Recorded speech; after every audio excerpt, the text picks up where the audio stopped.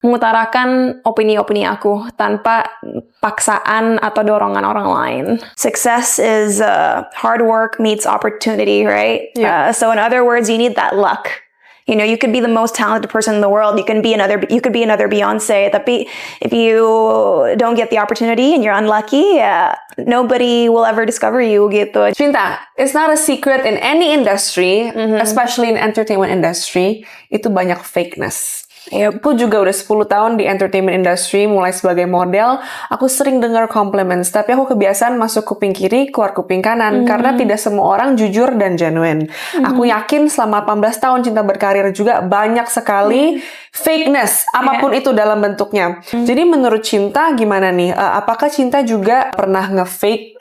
Fake it till you make it? In what way? Well, pertama-tama aku mau bilang kamu beruntung kalau kamu sering dengar komplimen dari orang-orang sekitar kamu. Tapi kalau aku pribadi saat aku menerima compliments, I really treasure it and I really appreciate it.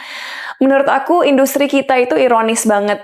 Aku masih merasa terkadang tidak dirangkul atau tidak di-welcome oleh orang-orang di industri sendiri. Apakah dengan power yang kamu ada, kamu membantu, kamu menjadi catalyst untuk Vasco atau untuk pacarmu, siapapun itu? Dulu pernah mama aku bilang, kenapa sih Cinta nggak bisa cari, seorang yang sesukses Cinta atau sehebat Cinta? Tapi aku bilang, seringkali laki-laki yang memiliki kekayaan yang luar biasa, memiliki intelek yang luar biasa, mereka emang mencari seseorang yang di bawah mereka, agar mereka bisa memimpin dan mengatur. Tidak harus hebat, tapi harus cerdas. Welcome to Progressive Mindset. I'm Gabby Hartanto, your host, and this is a podcast where people share their stories and perspectives to elevate our mindsets. Ayo, groom your brain. Ayo, groom your beauty. Ayo, groom your behavior. Indonesia. Ayo, grooming. Ayo, groom your brain. Ayo, groom your beauty. Welcome back to Progressive Mindset. Tamuku hari ini sangat-sangat spesial. I bet you guys are also excited. Temanku dan juga my co-star sempat di salah satu series. Dan my little sister Bella juga sempat magang di kantornya. And Bella said that was one of her best experience. She learned a lot from her office. Welcome, Cinta Laura Kiel. Hi, hello. Thank you so much for being here. Thanks for having me. Thank you for supporting this newly podcast. It means a lot. Oh, of course. I mean, it's important to have young people like yourself, speak up on important issues, on things that people can learn from. Jadi why not? Yay! Cinta, you are one of the megastars in Indonesia nih. Kamu udah dari kecil di entertainment. Apakah itu dari kemauan sendiri atau ada yang suruh sih? Jujur, it totally doesn't feel that way ya. Mungkin orang nggak percaya kalau aku bilang aku nggak ngerasa kayak megastar. Tapi itu menunjukkan bahwa memang sebagai manusia, seberapa besar pun kesuksesan kita, cenderung kita sering merasakan bahwa masih ada yang kurang, masih banyak yang harus dikembangkan, masih banyak yang harus dipelajari. So personally, thank you for that compliment, but I don't feel that way. Dan untuk menjawab pertanyaan tadi, semua terjadi dengan tidak sengaja. Memang dari kecil, sayangnya dulu orang tua aku jarang ngambil video atau foto, tapi memang dari kecil aku punya jiwa seorang performer. Okay. Jadi kadang-kadang kalau lagi ada tamu main ke rumah, aku buka pintu halaman lebar-lebar, aku mainin musik keras-keras, aku mulai nyanyi at the top of my lungs supaya mereka dengar walaupun nggak merdu. Dan kalau mereka lewat-lewat, aku joget-joget gitu, kayak serasa backyardku tuh seperti panggung. Jadi kamu nggak malu dilihat sama tamu-tamu kamu perform. And I grew up obsessed with all the 2000s divas kayak Britney Spears, Jennifer Lopez, Rihanna, Shakira, you name it. Jadi aku selalu di dalam diri aku sebenarnya ada kemauan untuk bisa perform untuk banyak orang gitu. Dan sebenarnya dulu waktu masih kecil selain jadi anak sekolah aku juga atlet. So I was a very very active athlete in school, so to speak. Cuman gara-gara usus buntu, akhirnya ikut kompetisi acting dan modeling yang juriin adalah Sanjay Mulani, salah satu casting director terbesar di Indonesia. Shout out to Kak Sanjay. Yeah, so he discovered me. He discovered a lot of people. Dan dari situ aku cobain karena waktu itu bosen lagi nunggu bekas operasi untuk sembuh. Ya nggak, tiba-tiba seriesnya Cinderella langsung digemari banyak orang, and the rest is history. Jadi nggak ada dorongan dari orang tua, seolah-olah it all happened by chance, dan karena memang orang menyambutnya dengan baik, akhirnya keterusan deh. And itulah cara aku juga pada waktu itu menemukan passionku. I see. Kak Sanjay discovered you dari lomba atau dari mana? Iya, dari kompetisinya. Okay. It was an acting/modeling competition, tapi aku nggak bisa acting, nggak bisa modeling, tapi somehow mungkin Sanjay bisa melihat bahwa mungkin anak ini punya potential untuk melakukan sesuatu, and I guess he was right. I don't know. He is right. Look at you now. Tapi Yeah. siapa yang mendorong kamu atau yang mau kamu ikut lomba waktu itu? Apakah discover, oh ini ada lomba nih, Cinta mau ikut gitu? Atau ada yang suruh? As I said, karena dulu aku atlet kan, setiap hari dari jam 5 pagi sampai sebelum sekolah aku latihan berenang lah, latihan basket dan lain sebagainya. I was an all-round athlete, so my life was just school and practice gitu. Nah, tapi gara-gara operasi usus buntu dan pada waktu itu harus sebulanan atau lebih nggak boleh ngapa-ngapain, guru dance aku yang bilang, Cinta kamu ikut deh kompetisi ini, cause like you have the look, you have the potential, dan ya itu, I've always liked challenges, and aku coba, walaupun waktu itu prosesnya aku nggak suka sama sekali, dan aku nggak enjoy, dan malahan aku ngerasa it's so not my world. Ternyata takdir memiliki rencana lain. That's so good. So would you say, who do you owe your success to? Karena tadi kamu bilang Kak Sanjay discovered you. Do you feel like kayak it's because of him now peluangnya terbuka, opportunity terbuka sehingga Cinta di posisi ini? Atau ada orang-orang lain yang memain faktor di hidup Cinta sehingga Cinta bisa di posisi ini hari ini? Menurut aku kesuksesan itu tidak bisa diatribusikan kepada satu hal. Sering sekali kita melihat case studies di mana mungkin seseorang talentanya luar biasa, melebihi siapapun yang terkenal di luar sana, tapi karena kurang beruntung, akhirnya ya tidak mencapai mimpi-mimpinya. Dan I think you've heard this before, success is hard work meets opportunity, right? Yeah. So in other words, you need that luck. You could be the most talented person in the world. You could be another Beyonce. Tapi if you don't get the opportunity and you're unlucky, nobody will ever discover you gitu. Jadi aku sangat bersyukur karena waktu itu aku operasi usus buntu. Kalau nggak mungkin aku ikut kompetisi. Blessing in disguise Exactly. gitu ya. Aku bersyukur ketemu Sanjay yang melihat potensi dalam diri aku. Aku bersyukur memiliki karakter yang selalu membuka hati dan pikiran terhadap sebuah challenge dan tidak takut gagal. Tapi aku juga bersyukur bahwa masyarakat menerima aku dengan baik dan menyukai karya-karya aku sehingga bisa berkarir udah lebih dari 18 tahun. Yeah, that's crazy. That's like Bella's age. Yeah. I used to watch you pas masih kecil di TV. Dia juga, jadi it's so funny how the world works, ya. Yeah, exactly. Kita tiba-tiba kerja bareng and we're here today. Also, I wanted to ask, does your mom play a big role? Is she like the biggest supporter in your life? Like for example, my mom, she's a momager juga, bisa dibilang dia di behind camera. Apakah mungkin orang-orang banyak artis-artis lain juga ibunya suka nemenin ke syuting awal-awal? Jujur ya, aku sangat bersyukur atas kedua orang tua aku, karena kalau orang bertanya Cinta dapat etos kerja dari siapa, it's definitely my dad. Kenapa aku orangnya sangat tertata, sangat on time, dan bisa dibilang memiliki karakter-karakter profesional yang tepat untuk bisa dipercaya orang, itu pasti dari papa aku. Because as a German man, he's obviously very like straightforward, put together, organized, and everything's black or white. Gitu. Dan itu Cinta lihat dari kecil. Yes. Karena Cinta ikut keliling sama papanya hotel ya, Cinta? My dad was in the hotel industry ya. Jadi definitely etos kerja aku dari papa aku. Tapi mungkin sisi empati aku dan juga compassion aku itu dari mamaku. Dan itulah salah satu karakter Indonesia yang terindah ya. Orang Indonesia memiliki hati yang besar sehingga selalu memperdulikan orang-orang sekitar mereka. Dan makanya jiwa sosialku itu datang dari ibu aku. So I can't say that my mother was or is my number one supporter, because both my parents are. Papa aku, walaupun mungkin setiap aku mau melakukan satu awalnya meragukan, because he's a skeptic. Germans are very skeptical.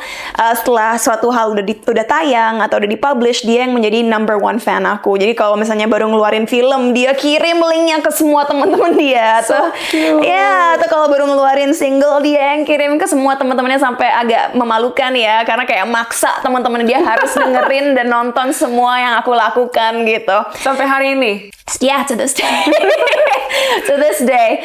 aku bersyukur kalau dari ibu aku jadi menyadari bahwa walaupun aku memiliki karir yang sukses, aku nggak pernah boleh melupakan orang-orang sekitar aku yang mungkin tidak beruntung, dan aku harus mempergunakan influence-ku, kekayaanku, kesuksesanku untuk bisa memudahkan hidup orang lain. That's so good. Yeah, so it's a good balance of both. Iya, Tuhan memberi Cinta platform sebesar ini bukan untuk nothing ya, dan Yeah. Cinta sadar akan itu, and it's very good. And I hope more people who have bigger platforms as well bisa pakai itu buat better impact. Cinta, semua orang tahu kamu udah dari kecil di industri ini dan kamu anak satu-satunya. Yeah. Apa suka duka kamu anak tunggal yang menjadi selebriti? Did you miss out on normal things, atau ada apa tuh yang menurut kamu beda or orang misunderstand? Iya, kayaknya sering kali kalau kita jadi anak tunggal, orang berpikir mungkin kita manja atau apa ya, Nggak bisa ngalah gitu ya. nggak bisa ngalah dan lain sebagainya. Dan aku ngerasa menjadi anak tunggal ada pro dan kontranya. At the end of the day,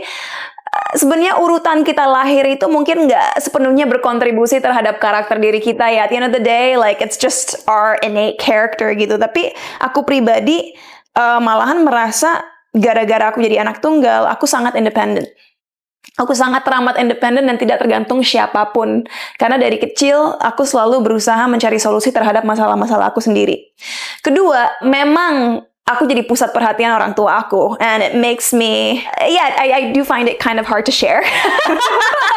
Aku orangnya sangat, bukan egois atau self-centered, tapi aku tahu bagaimana memprioritaskan kebutuhan aku. Bukan berarti kita tidak memikirkan kebutuhan orang lain ya, tapi tahu kan kadang-kadang di Indonesia kita ada sifat nggak enakan, kadang-kadang kita mengatakan iya di saat kita mau mengatakan tidak karena nggak enak. I don't have that problem. Yeah. If I don't want to do something, I'm not gonna do it. Gitu. Yeah. Dan aku nggak takut untuk ngasih tahu seseorang, maaf ya, aku nggak bisa. Tapi jawabannya pasti dengan sopan dan juga memberitahu, maaf aku lagi nggak bisa karena XYZ.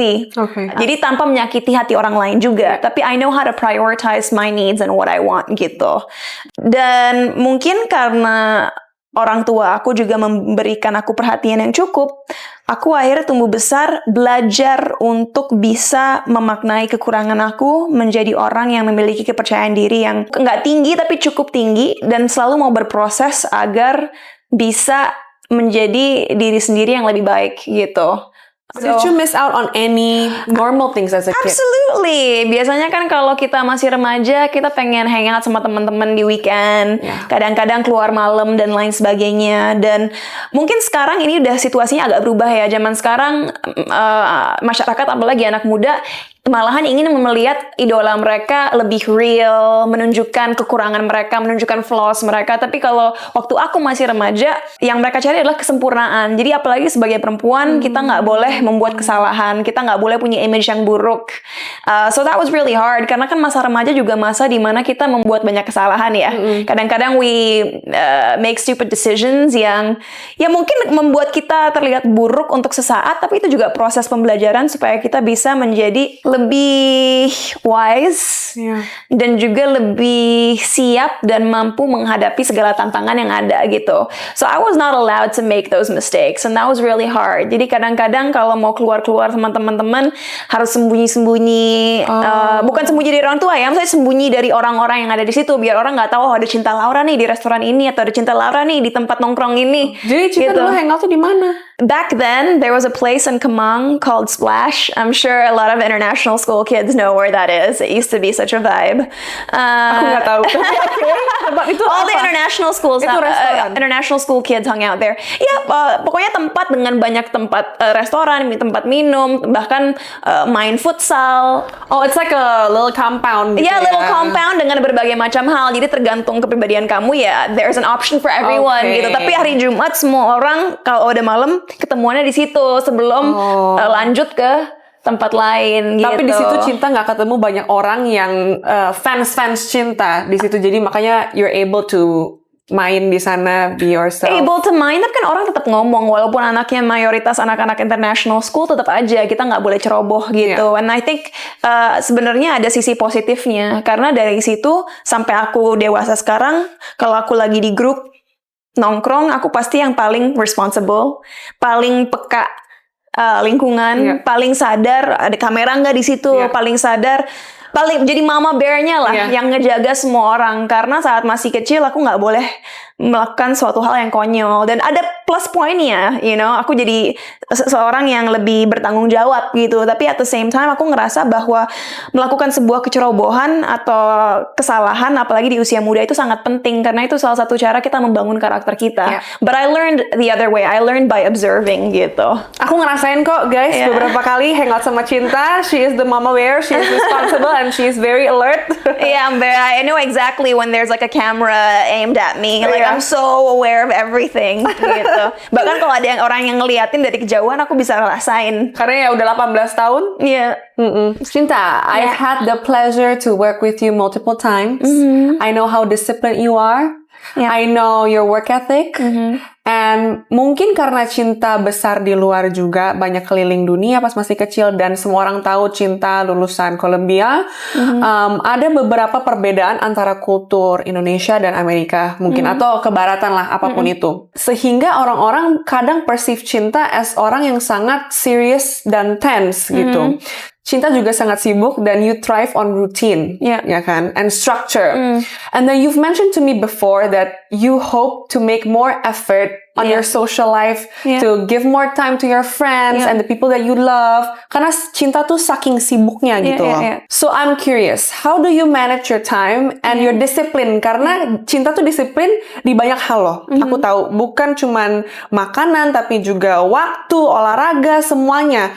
Kan banyak orang ngerasa, oh gue udah nyampe certain level yang gue mau, I'll take a chill pill. I'll like, okay, maybe nanti bisa lah. Let me give myself a break gitu. Jadi aku mau tahu, karena makanan itu juga sangat menggiurkan ya Cinta. Walaupun pekerjaan aku sebagai model, Yeah. you know how much I eat. We've been on set multiple times together. Itu susah buat aku bilang no gitu. Jadi aku pengen tahu mindsetnya Cinta tuh seperti apa sih? Ya, jujur ya, tentu nggak bagus untuk kita selalu terlalu harsh on ourselves dan terlalu disiplin dalam setiap aspek kehidupan, karena kadang-kadang sebagai manusia kita juga harus tarik nafas dan istirahat untuk sejenak. Tapi aku ngerasa kenapa aku bisa bertahan selama ini di industri entertainment maupun di segala bisnis yang aku kembangkan sekarang, karena karakter yang aku miliki. Dalam arti, ini aku jujur aja ya, aku nggak malu untuk belak-belakan bilang ini.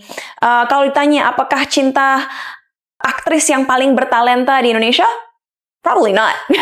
Apakah Cinta penyanyi yang terbaik di Indonesia? Definitely not. Apakah Cinta dancer yang terhebat di Indonesia? Definitely not. So bisa dibilang I'm not the best. Aku bisa acting, bisa dancing, bisa nyanyi, bisa. But I'm not the best actress. I'm not the best singer. I'm not the best dancer. I'm not the best entertainer. And that's fine. Karena untuk bisa memiliki karir yang stabil dan sukses dan tahan lama, itu bukan hanya bergantung kepada talenta kita, tapi kembali lagi etos kerja kita. Saat orang memilih untuk bekerja sama dengan aku, mereka tahu aku akan memberikan 1000% terhadap project yang diberikan kepada aku. Mereka tahu aku akan sampai di lokasi tepat waktu. Mereka tahu aku akan belajar dan melakukan segalanya sekuat tenaga agar bisa memberikan hasil yang terbaik. Dan mungkin untuk bisa menjadi contoh biar teman-teman yang nonton juga ngerti, kayak waktu aku melakukan sebuah project series sama Gaby yang namanya Scandal 2, di situ aku harus belajar pole dancing. Ini aku tidak menyalahkan siapa-siapa ya, tapi dari PH sebenarnya aku hanya dikasih 1 sesi untuk belajar pole dancing, di mana pole dancing itu sebenarnya untuk belajar jalan ya, bukan naik pole-nya, jalan aja kata gurunya. Kalau kita ingin menjadi pole dancer yang baik, itu butuh berminggu-minggu hanya untuk mendapatkan jalan yang tepat. Rhythmnya gitu. Iya, dari situ untuk belajar ngangkat diri kita di pole-nya supaya kelihatan effortless itu juga masih butuh waktu berminggu-minggu. Dalam arti untuk aku bisa menjadi seorang sebuah karakter yang terlihat seperti pole dancer yang expert, 1 sesi itu nggak akan mungkin terjadi. Dan aku ingat waktu aku baru dikasih 1 sesi, aku nangis setelah itu dan ngomong ke manajemen aku nggak mau kelihatan konyol. Ini peran yang sangat penting buat aku. Dan gimana caranya kita bisa mencari solusi.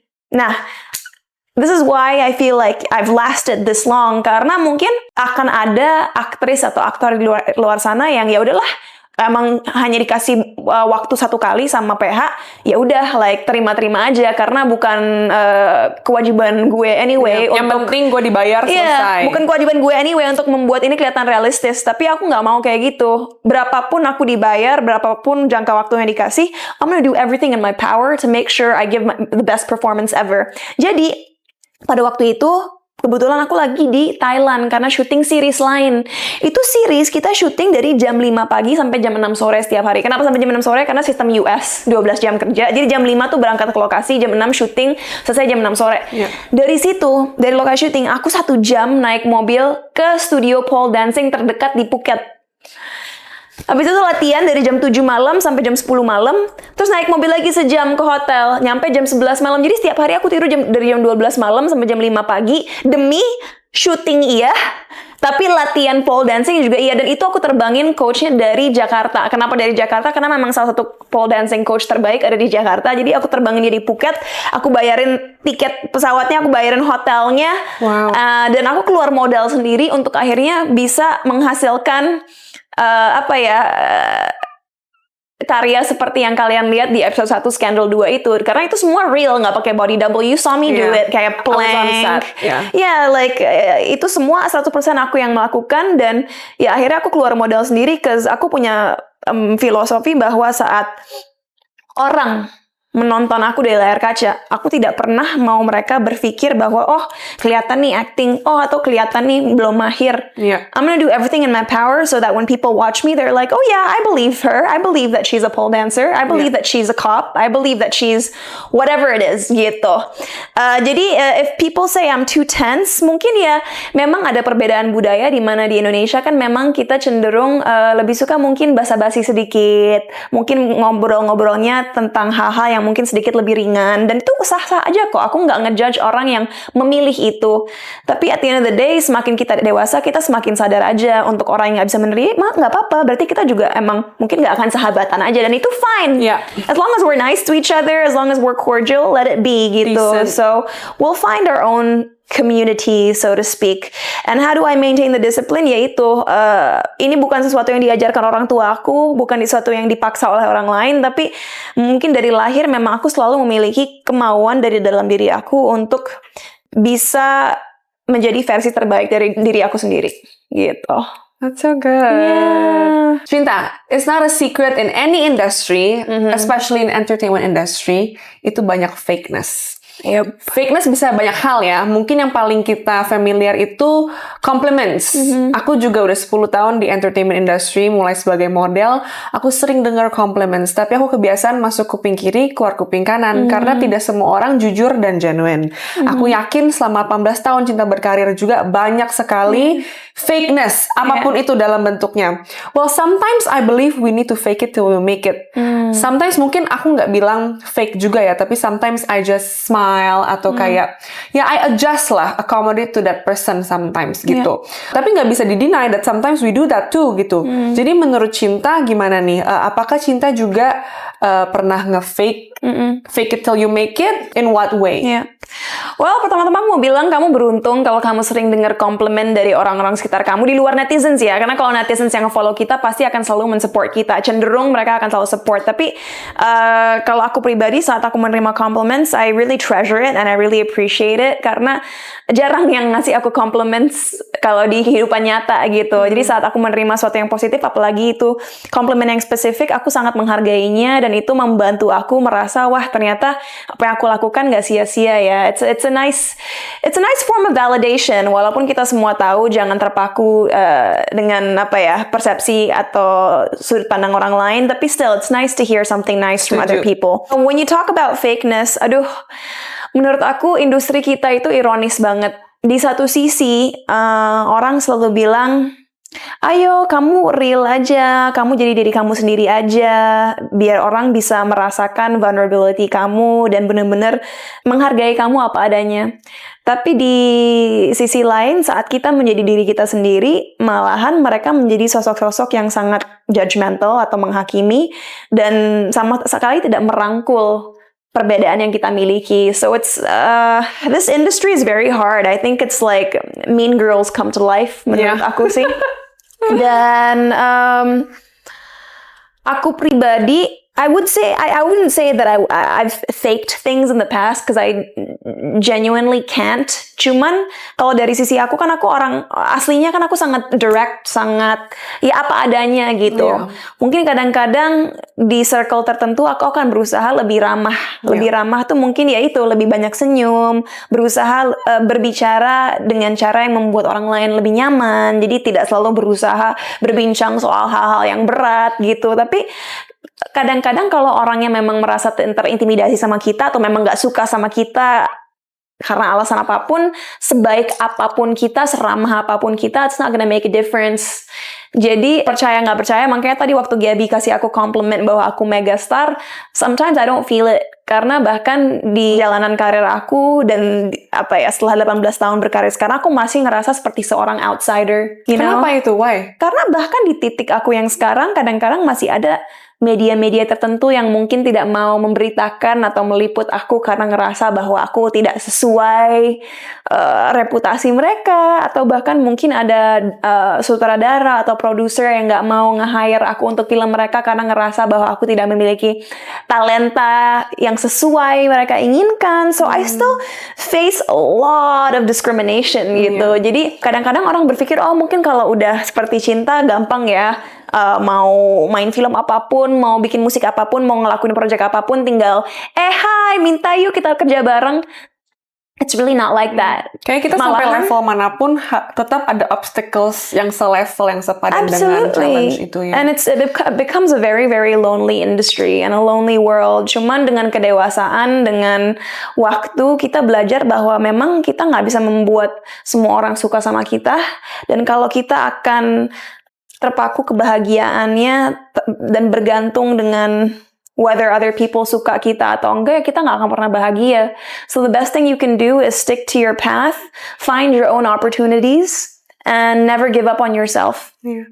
Aku setuju sih sama Cinta. Cinta bilang ketika kita dapat komplimen yang sangat sincere dan spesifik, it really means a lot to me. Karena aku sebagai anak pertama, cucu pertama, niece pertama, cousin pertama, itu pressure yang sangat tinggi. I have to set a standard in the family. Yeah. Dan coming from a Chinese Indonesian family, mungkin compliments juga nggak sesering itu, walaupun keluargaku sudah sedikit westernized ya. Yeah. So I agree. I actually encourage people to say more genuine praises. If you don't mean it, don't say it. If you have nothing good to say, maybe if it's for kebaikan kita sebagai orang yang kita peduli sesama ya, constructive criticism ya itu bagus. Tapi in general, I just hope people are more kind with their words. Karena mungkin aku nggak tahu ya Kak Cinta tuh gimana. Kalau aku lumayan sering dengar, oh, apalagi sekarang aku punya klub Cinta, night club. Orang pikir, sekarang aku, Gaby model di dunia entertainment, punya klub lagi, itu cewek pasti nggak bener gitu loh. Oh really? I don't see it that way. I think it's badass.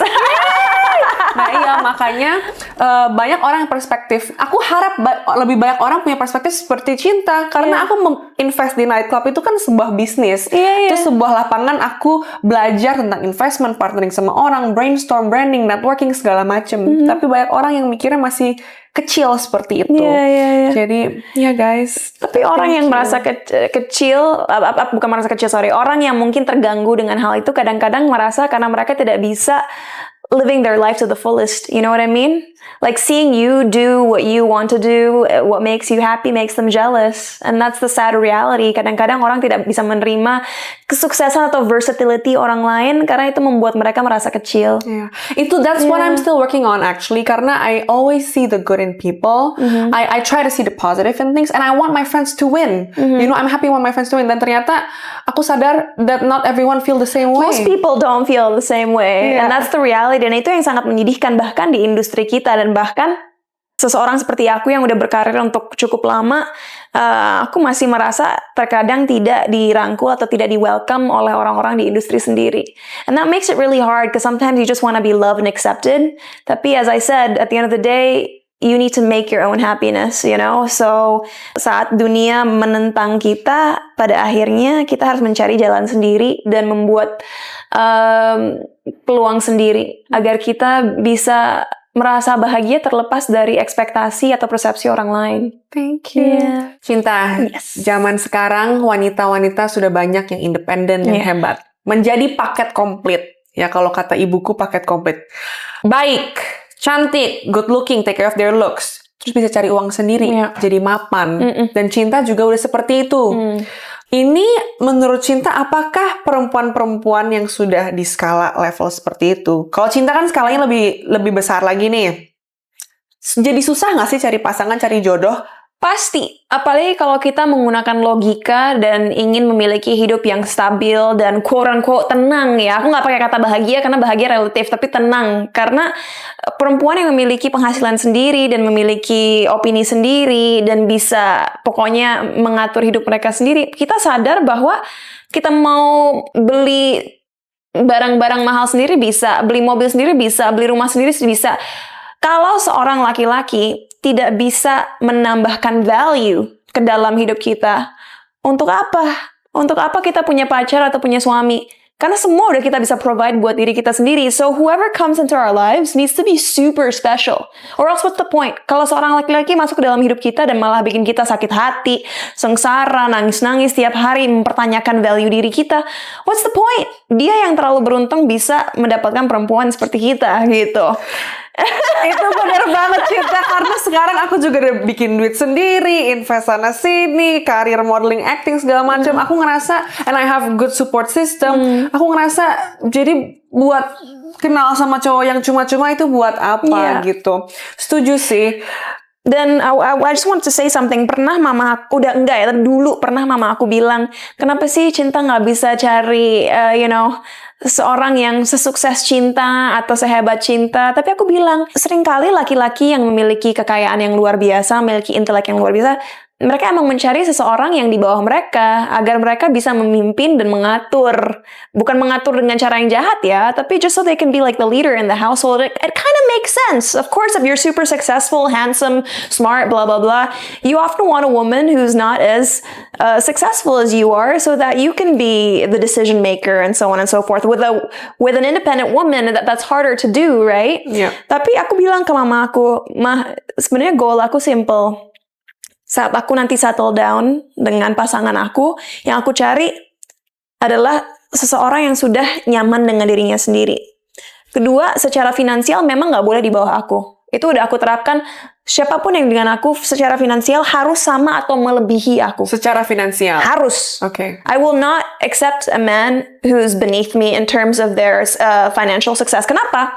Karena dalam sebuah pernikahan, relationship, finansial yang tidak stabil itu bisa menjadi sumber kekacauan, kemarahan, dan argumen yang luar biasa. Dan aku tidak mau seorang laki-laki merasa kecil di samping aku karena merasa tidak semapan aku. Oke. Jadi ini tapi untuk marriage, ketika pacaran Cinta masih menerima nggak dan mentoleransi bahwa laki-laki itu masih working through his way there? Menerima, tapi aku harus tahu bahwa dia sudah memiliki rencana dan juga target bahwa dia akan mencapai kesuksesan tertentu. Dan juga Cinta melihat potensi itu.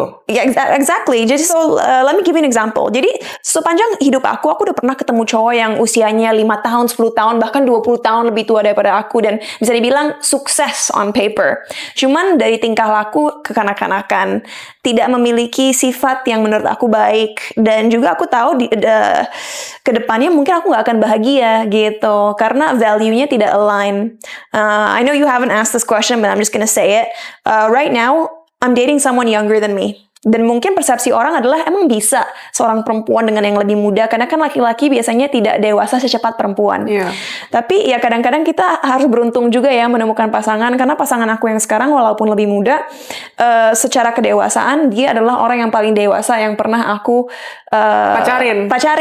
Padahal dia usianya lebih muda daripada cowok-cowok aku yang dulu-dulu. Yeah. Kedua, dia tidak terintimidasi dengan kesuksesan aku dan mampu mengkomunikasikan apa yang membuat dia tidak nyaman. Karena pernah ada fase dalam relationship kita di mana dia bilang, Cinta, dengan gaya hidup kamu yang sekarang memang agak sulit sih buat aku. Karena seperti kamu tahu, selain aku lebih muda, memang aku masih mengembangkan karir aku. Jadi aku belum sampai titik di mana aku bisa melakukan semua hal yang kamu ingin lakukan. Tapi I'm gonna keep trying. Pas kamu awal-awal pacaran sama Basko, apakah bisa dibilang pada saat itu kamu lebih hebat daripada Basko? Dalam segi finansial dan mungkin socioeconomic status? Karena pertanyaan aku, my follow up question is, apakah dengan power yang kamu ada, kamu membantu, kamu menjadi catalyst untuk Vasco atau untuk pacarmu, siapapun itu, perjalanannya lebih cepat dan lebih bisa dengan potensi dia? Oke, the first part of the question, kalau ditanya saat kita pertama ketemu, apakah aku lebih quote unquote sukses? Ya tentu, karena secara karir aku udah lebih lama berkarir dan secara usia aku juga lebih tua gitu. So of course. Tapi apakah aku yang membuat dia bisa seperti sekarang? The answer is yes and no. Kenapa? Yes, hanya dari segi aku menjadi support system yang baik yang selalu meyakinkan dia bahwa dia mampu.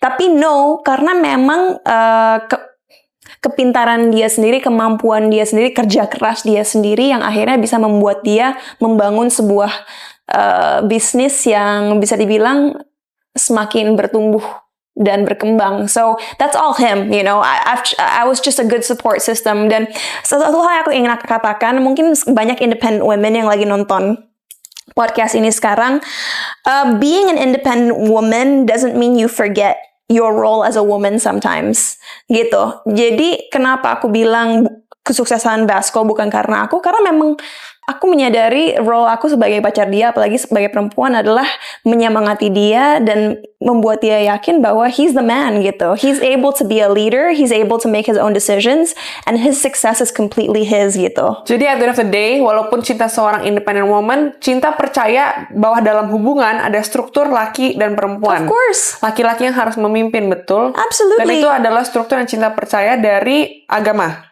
Bukan, karena aku percaya biasanya ya, of course tidak ada apapun yang 100%, tapi aku percaya bahwa dalam pernikahan yang sukses, there are roles to play for each person gitu. Dan aku pun sebagai perempuan, aku ingin dilindungi, aku ingin dijaga, aku ingin diurus, aku ingin dimudahkan hidupnya. So even though I can do everything myself, and I'm sure of that, when I get married one day, I want my husband to take care of me. Yeah. I don't want to be the man of the house. Iya. Gitu. Jadi makanya kesuksesan dari segala hal, dari segi cara berpikir, dari segi memperlakukan orang lain, dari segi finansial, itu semua penting. Karena tipe relationship yang aku inginkan nanti saat aku udah menikah adalah di mana aku benar-benar dimudahkan hidupnya oleh pasangan aku, walaupun aku memiliki independence-ku sendiri. Dan kenapa untuk perempuan penting untuk memiliki independence dari segi finansial, cara berpikir dan lain sebagainya, agar kita tidak bergantung kepada orang lain jika amit-amit suatu hubungan tidak sukses. Kita tetap bisa menjaga diri kita sendiri dan memiliki hidup yang bermakna. Punya pilihan untuk keluar kalau musti ya. Yeah, exactly. Iya, oke. Thank you for that answer.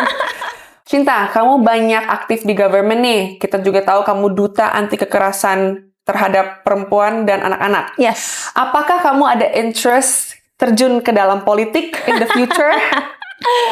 Oh my god, aku sebenarnya udah sering ditanya pertanyaan ini. That's a tough question. Aku tipe orang yang bilang never say never karena aku nggak mau munafik. Cuman untuk sekarang kayaknya belum dulu. Kenapa? Karena aku melihat banyak sekali orang-orang yang terjun ke politik sebenarnya tidak melakukan apapun yang berdampak yang membantu masyarakat kita. Dan seringkali mereka hanya menjadi boneka untuk orang-orang di atas mereka, siapapun itu. Dan aku tipe orang yang nggak bisa diatur. Aku ingin mengekspresikan apa yang aku percaya. Dan aku rasa kita bisa membuat dampak dengan menjadi diri kita sendiri dan menggunakan platform kita untuk menyuarakan isu-isu yang kita pedulikan. So, untuk sekarang aku lebih pilih untuk menjadi sosok yang bebas, agar bisa juga bebas mengutarakan opini-opini aku tanpa paksaan atau dorongan orang lain. Yeah. I'm gonna be rooting for you. Aku pernah dengar, ini terserah ya Cinta mau masukin atau enggak, tapi aku pernah dengar Cinta bilang, oke, aku no problem kalau mau jadi menteri, yang penting aku boleh pakai crop top. Kamu ingat nggak kamu ngomong kayak gitu? Jadi aku sering ngejokes guys. Aku bilang di inner circle aku, ya udah deh boleh suatu hari aku bikin partainya partai crop tops and hot pants. Agar bisa bebas berpakaian sesuai apa yang aku inginkan. Tapi jangan salah ya. Of course, aku, Gabi, kita orangnya tahu diri. Kita tahu bahwa di tempat tertentu, di acara tertentu, kita harus berpakaian tertentu. Jadi itu cuman sekedar jokes aja. Tapi jokes itu aku ekspresikan lebih ke mengutarakan bahwa aku tipe orang yang juga nggak mau diatur cara berpakaiannya dalam keseharian aku. So, apakah aku bisa menjadi seseorang yang terjun di dunia politik, tapi di keseharian aku tetap berpakaian seperti apa yang aku mau? That would be great. Gitu. Itu ilmu dress for success lah guys. Iya. My mom juga kadang orang bilang kok guru grooming pakai short pants and kaos, tapi kan ke mall, Iya. ke sehari-hari. Itu kan kita lagi di luar profesi. Jadi Iya. tahu tempat, tahu dress code-nya bagaimana, and then you're good. Oke, aku pertanyaan sih udah cukup ya Cinta. Iya. Tapi apakah Kak Cinta ada message buat teman-teman yang lagi nonton nih? Pendek aja. Aku rasa teman-teman yang nonton sekarang, banyak dari kalian memiliki berbagai privilege. Memang dunia ini sulit ya, banyak banget tantangan, dan kadang-kadang apapun posisi kita pasti pernah ngerasa ingin give up, ngerasa terpuruk dan lain sebagainya. Tapi dari aku, kalian harus ingat bahwa pilihan dalam hidup kalian benar-benar ada di tangan kalian. Jadi tidak apa-apa merasa sedih, tidak apa-apa merasa putus asa, tapi ingat hanya diri kalian sendirilah yang bisa membuat kalian bangkit dari segala perasaan atau situasi yang kalian alami. So, stand up, get back on your feet, and gunakanlah privilege kalian untuk memudahkan hidup orang lain agar mereka pun bisa memenuhi potensi mereka. So, yeah, that's my message. Thank you so much. Dari hari ini kita bisa belajar beberapa kecerdasan. Kecerdasan yang pertama adalah untuk menjadi sukses diperlukan kerja keras dan keberuntungan. Oleh karena itu, peganglah moto ora et labora yang berarti berdoa dan bekerja. Kecerdasan yang kedua, berani mengutarakan pendapat dan apa yang kita mau secara jujur dan sopan. Kita juga harus bisa menghargai orang yang udah berkata secara jujur. Jadi ketika orang sudah berkata dengan jujur, kita harus bisa menghargai dan menghormati keberanian mereka. Kecerdasan yang ketiga, buat apa sih punya pasangan kalau mereka nggak nambahin value dalam hidup kita, malah ngegerecokin ketenangan kita? Lebih baik sendiri daripada sama orang yang salah. Okay, see you on the next episode of Progressive Mindset. Bye! Indonesia, ayo grooming.